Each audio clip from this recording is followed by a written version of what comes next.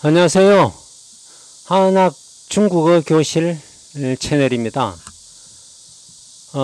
중국어 초중급 학습자들을 위하여 HSK 중국어 단어 해설 창을 개설합니다.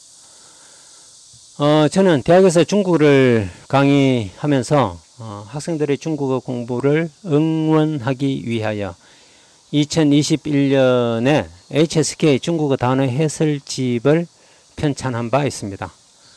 자, 이 경험을 바탕으로 온라인상에서 중국어를 공부하는 분들에게 도움을 드리고자 이 창을 개설하게 되었습니다.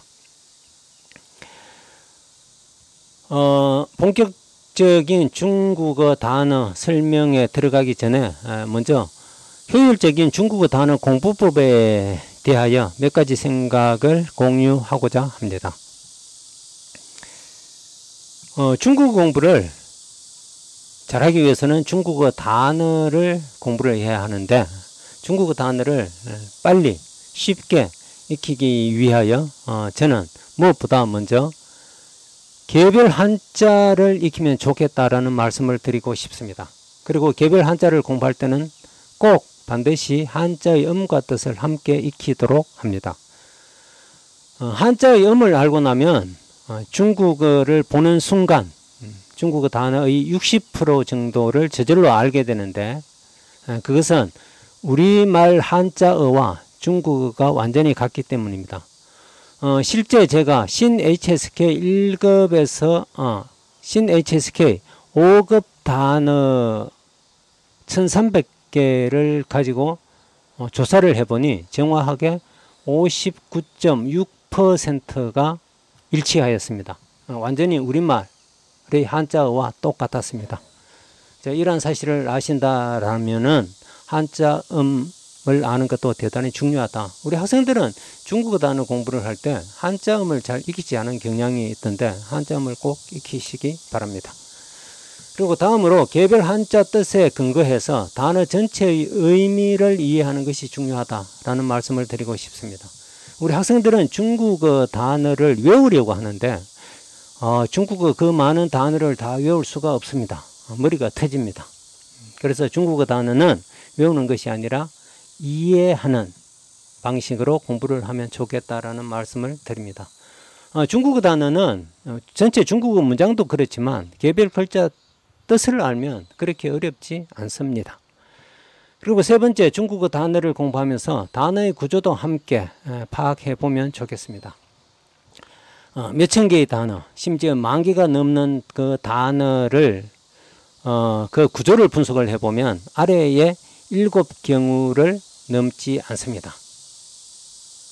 그래서 이 7개의 단어 유형이 어떤 것인지를 알아두는 것은 중국어 공부를 하는데도 많은 도움이 되리라고 생각을 합니다. 그 첫 번째 구조, 연합구조라고 합니다. 다른 말로 병렬구조라고도 하는데요. 우리말 물건이라고 하는 단어에 상당하는 중국어는 똥시입니다. 그런데 이 똥시라고 하는 단어는 동력동자와 선역서자가 서로 대등하게 결합이 되어 있습니다. 이처럼 서로 대등하게 결합이 되어서 단어를 이루는 경우를 연합구조라고 합니다. 그런데 동력동자와 선역서자를 뜻하는 동서라고 하는 글자로 이루어진 중국어 단어 똥시가 어떻게 물건이라고 하는 뜻을 갖게 되었을까요? 이건 좀 다른 문제입니다만 나온 김에 조금 말씀을 드리면 물건은 동서남북 온 천지에 널려 있다 라고 해서 온 천지에 널려 있는 것이 무엇냐 하면 그게 똥시다 라고 해서 똥시라고 하는 단어가 만들어졌다라고 합니다. 그러니까 동서남북에서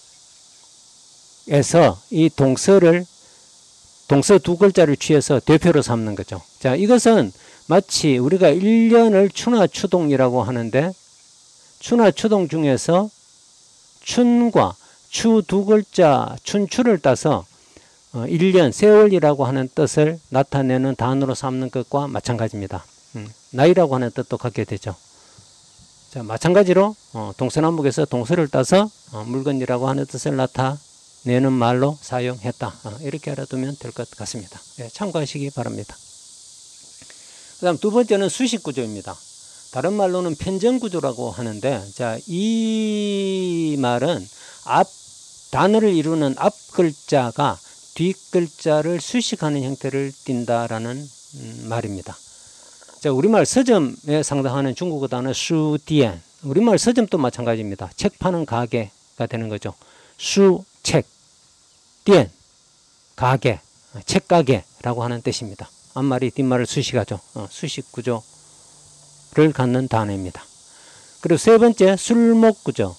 수로와 목적으로 이루어진 단어 형태를 말합니다. 다른 말로는 지배 구조라고 하는데, 앞말이 수로로서 뒷말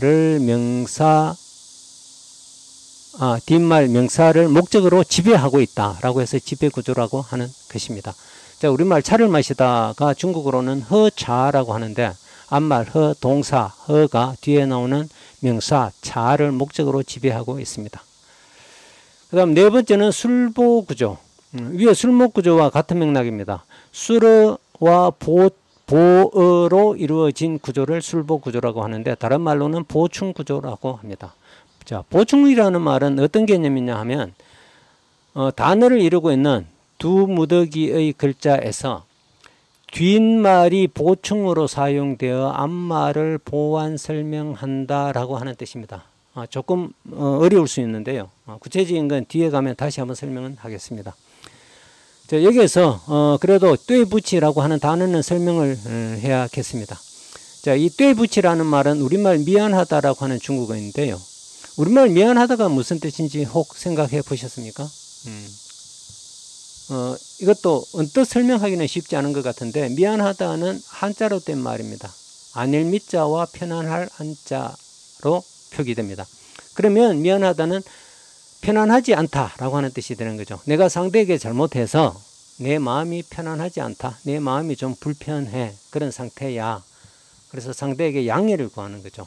이건 아주 잘못했다는 뜻은 아닙니다. 미안이라는 말은 상대에게 뜻하지 못한, 상대의 기분을 좀 원차게 하는 일을 내가 했다, 그런 상태에서 내 마음이 편안하지 않다라고 하는 개념을 나타내는 말입니다. 그것이 우리말 미안인데, 그것을 중국어로는 떼붙이라고 합니다. 그런데 중국어 떼붙이는 우리말 미안, 마음이 편안하지 않다라고 하는 뜻이 아니라 좀 다른 뜻을 나타내는데요. 한번 보겠습니다. 떼붙이는 앞에 떼이와 붙이로 분석된다라고 했습니다. 그러면 앞에 떼이는 얼굴을 마주보다라고 하는 뜻입니다. 마주하다, 마주보다. 그리고 부치는 몸을 일으키지 못한다라는 뜻입니다. 부치, 일어날 기자니까요. 그러면 떼부치는 얼굴을 마주보고 있는데 몸을 똑바로 들 수가 없다. 몸을 일으키지 못하는 상태. 그것이 어떤 상태냐 하면, 상대에게 무언가를 떳떳하지 못한 일을 했거나, 아니면 상대의 발을 밟았거나, 상대에게 뭔가 조금 잘못한 그 상황이다라는 말입니다. 그것을 중국 사람들은 내가 당신 얼굴을 똑바로 보지 못하겠습니다 라고 하는 뜻으로 떼부치라고 하는 거죠. 그것이 우리말로는 미안한 상태니까, 우리말 미안과 중국어 떼부치는 같은 개념을 갖는 단어다. 우리가 이렇게 이해를 하는 거죠. 그러나 사실은 그 속뜻은 알고 보면 굉장히 좀 다르다라는 사실을 알 수 있습니다. 그리고 다섯 번째는 주술구조입니다. 앞말은 주어가 되고 뒷말은 수어가 되는 형태를 말합니다. 다른 말로는 진술구조라고 하는데, 자, 진술이라는 말은 수어가 앞말 주어에 대하여 설명을 하기 위하여 진술한다라고 해서 진술구조라고 한다, 이렇게 알아두면 되겠습니다. 자, 우리말 젊다에 상당하는 중국어는 년칭입니다. 그런데 우리말 젊다는 달리 특별히 좀 설명하기가 쉽지 않겠죠. 나이가 어리다라든가 이 정도 할 수 있을 것 같은데, 젊다라는 말은 하나의 뜻을 갖는 단순어입니다. 더 이상 쪼갤 수 없는 말입니다. 그런데 여기에 상당하는 중국어 년칭은 앞에 니에는 나이라고 하는 뜻이고, 칭은 가볍다라는 말입니다. 나이가 가볍다라고 할 수 없으니까 가볍다는 이때 어리다라고 표현을 할 수 있을 것 같습니다. 그러면 년칭은 나이가 어리다라고 하는 뜻이 되는 거죠. 자, 이처럼 년칭은 나이라는 말은 주어가 되고 어리다라는 말은 수어가 되어서 주어 수어 관계를 이루는 단어입니다. 우리말 젊다하고는 완전히 좀 다른 형태죠. 자, 이처럼 주어와 수어로 이루어진 형태의 단어를 주술구조라고 한다. 이렇게 알아두면 되겠습니다. 그리고 여섯 번째 부가구조. 자, 부가라는 말, 덧보탠다라고 하는 뜻인데요. 부자는 부속고등학교라고 할 때 부자입니다. 딸릴 부자입니다. 가짜는 더할 가짜입니다. 덧붙어서 더한다라고 하는 뜻인데, 자, 이 부가구조는 어떤 단어 형태를 말하느냐 하면, 핵심어가 있으면 그 핵심어 앞과 또는 뒤에 어떤 말을 덧붙여서 한 단어를 이루는 것을 말합니다. 자, 예를 들면 우리말 잔, 컵에 상당하는 중국어가 베이저입니다. 근데 이 베이저에서 베이라고 하는 글자의 뜻이 바로 잔입니다. 그래서 이 한 글자만 해도 충분히 잔이라고 하는 개념을 나타내는데, 여기에 중국 사람들은 뒤에 아들 자자를 더 붙였습니다.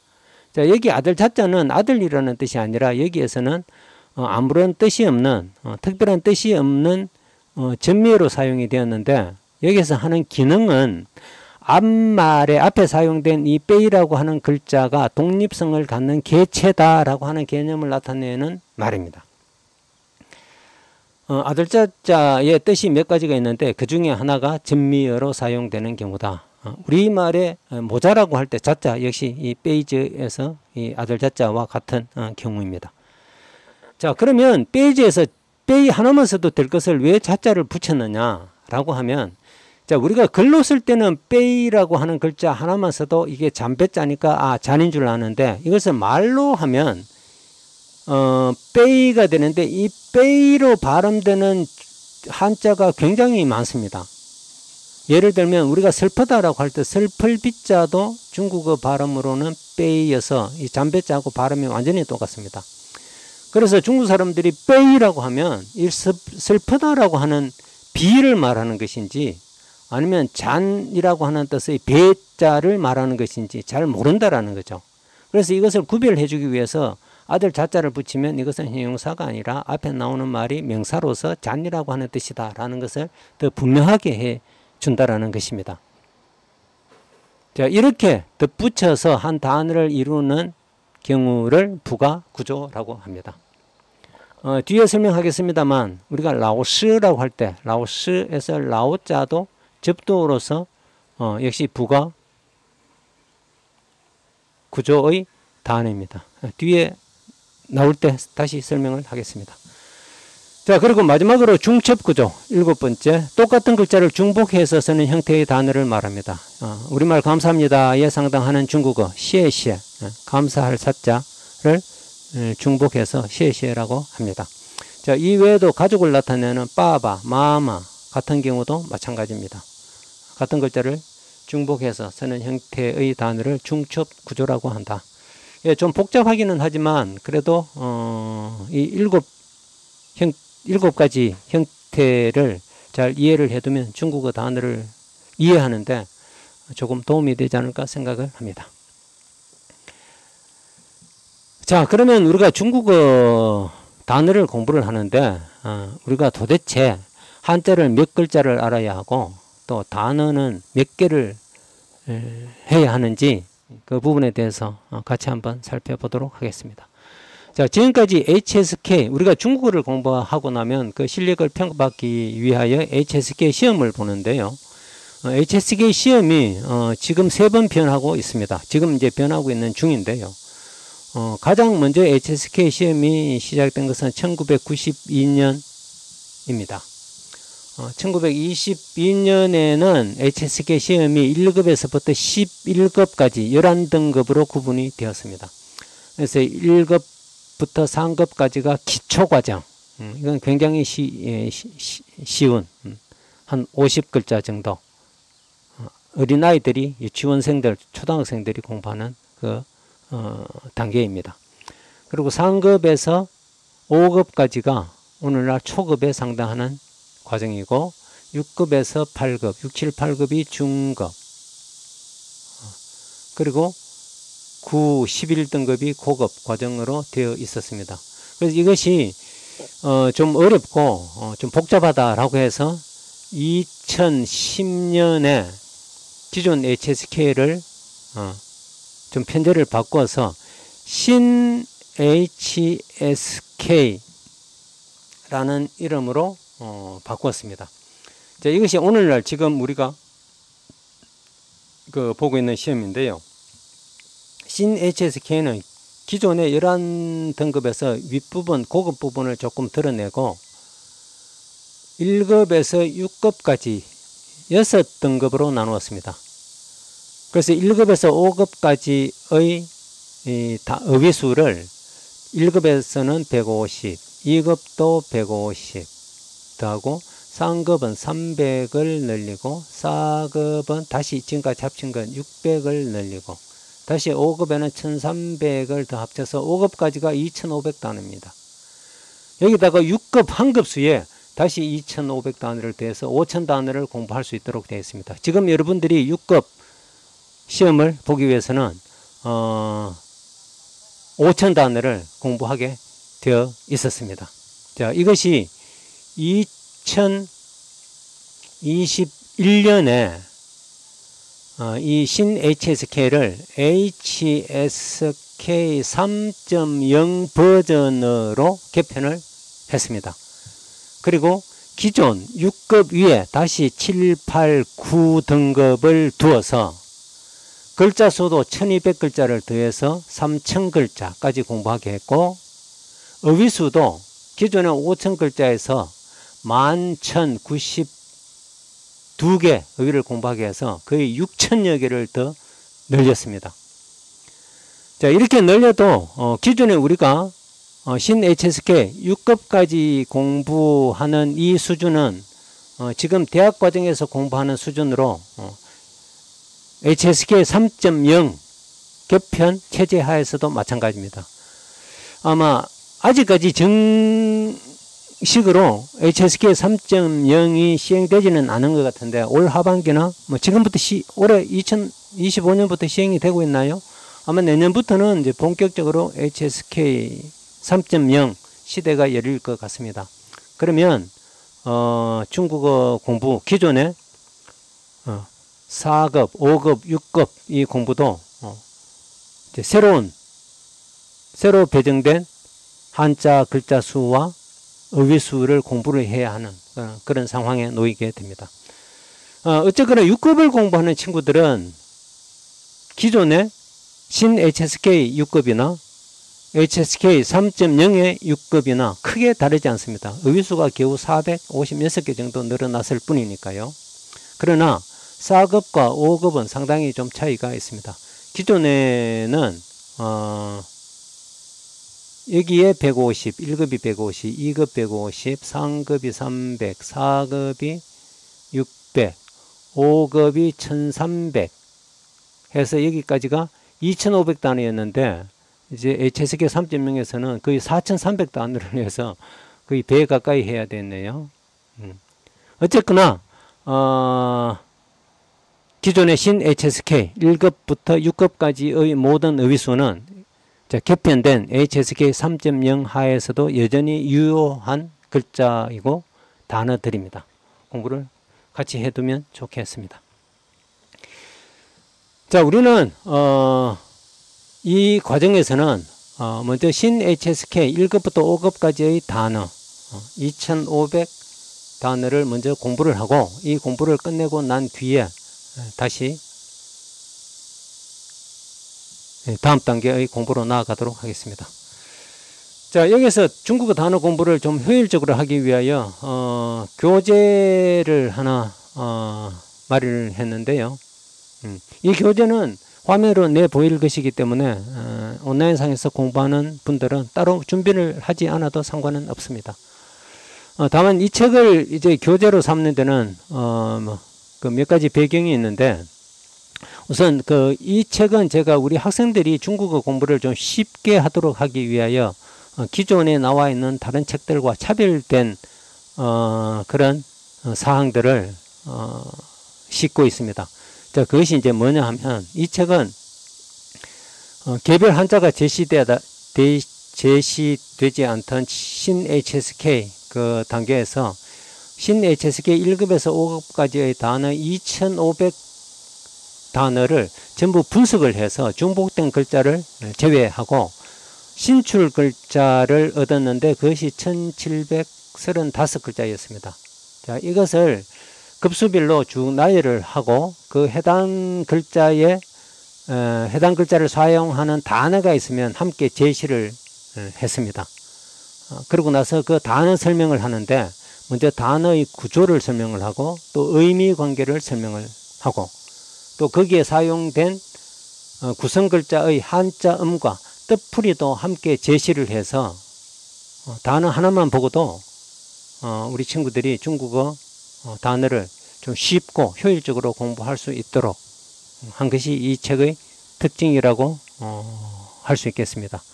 그리고 앞에서 똥시나 베이저처럼 어떤 단어의 유래가 있는 경우는 유래까지 함께 설명을 해서 중국어 단어를 좀 재미있고 효율적으로 공부할 수 있도록 했다 라고 한 것이 이 책의 특징이라고 말씀을 드리겠습니다. 자, 앞으로 공부를 하면서 중국어 단어가 갖는 여러 가지 유래라든가 전고 그리고 구조, 의미 관계 등등에 대해서 효율적으로 같이 좀 쉽게 이해할 수 있도록 같이 설명을 해 보겠습니다. 예, 오늘 설명은 여기에서 마치고 이제 본격적으로 1급 단어 첫 글자부터 다음 시간에 함께 같이 하도록 하겠습니다. 모두 수고하셨습니다.